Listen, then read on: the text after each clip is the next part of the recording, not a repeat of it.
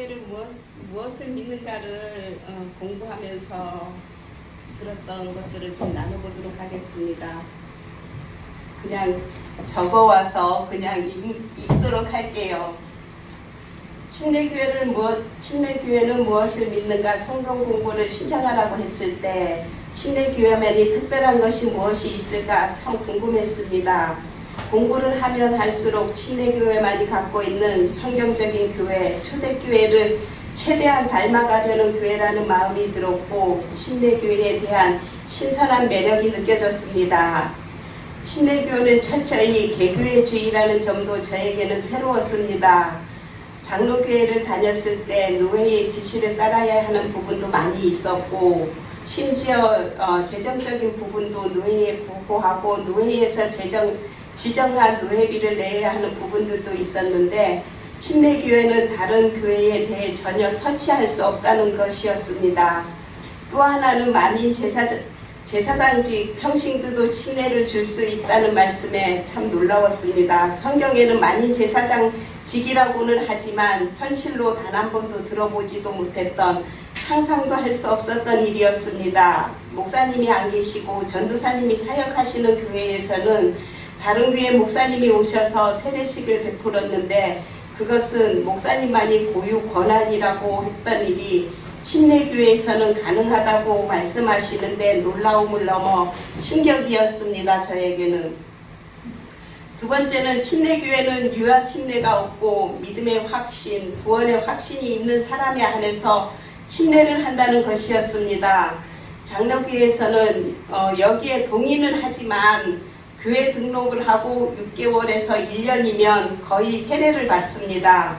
어떤 사람은 1년 전에도 뜨겁게 주님을 만나는 사람도 있지만 전혀 그렇지 않는 사람도 많이 있습니다.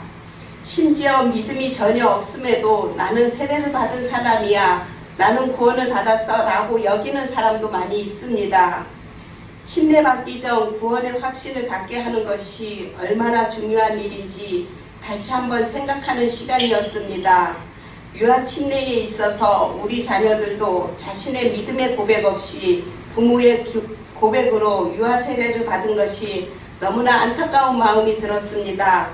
자신의 믿음의 고백으로 구원의 감사와 감격 없이 믿음의 확신마저 확인하지 못한 채 침례를 통해 옛사람이 죽고 예수님을 믿음으로 다시 살아나는 감격을 경험했다면 얼마나 좋았을까. 성경 공부를 하면서 너무나 아쉽고 자녀들에게 미안한 마음이 들었습니다. 오직 절대적 권위는 성경이다라는 말씀이 피부로 와닿는 값진 시간이었습니다. 성경이 하라고 하면 하고 하지 말라고 하면 안 하는 것이 침례교회다. 성경 공부를 통해 다시 한번 나의 믿음을 점검하고 본질이 아닌 것에 매여 있었던 것들로부터 자유할 수 있어 참 감사했습니다.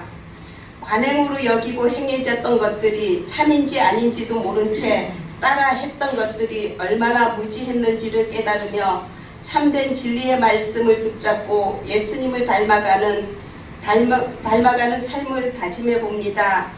교회란 예수님이 계시고 예수님을 믿는 사람들이 모여서 예수님을 닮아가도록 훈련받는 곳이라고 했습니다. 싸우기도 하지만 용서하고 용서를 구하기도 하며 하나님의 아들을 믿는 것과 아는 일에 하나 되어 온전한 사람을 이루어 그리스도의 장성한 분량에 이르도록 애쓰며 주님이 이 땅에 오신 목적이 영혼 구원하고 섬김과 가르침의 본을 보여주신 같이 나 또한 주님의 성품과 사역을 본받아 전도와 구제와 섬김의 본을 보여줄 수 있는 삶을 살아가리라 결심합니다. 이 사역에 저와 온누리 성도님들과 함께 한 영혼 구원하여 제사 삼는 사명을 감당하는 저와 여러분이 됩시다.